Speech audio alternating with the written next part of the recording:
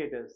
Now, a lot of people have this question on the panel is that how do I debug or how do I put all of the files that I have on the panel into a simple USB system?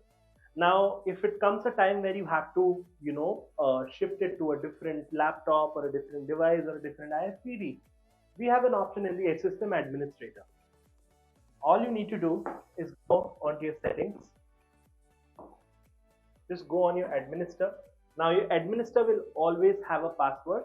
If it is not set, it will ask you to set in the start. So I have set it up. So as soon as that is done, I have an option of USB clone. Make sure your USB is connected. Even if it is not connected, make sure that you have it with you.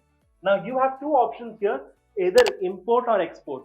So you can import different files from different places to the panel, or you can export all the files that are available to a USB device. Currently there's no USB device, but the point being, you can literally download all your files as a backup using this clone USB option. Hope that helps your security systems much better with the Student Alliance panel. Thank you so much.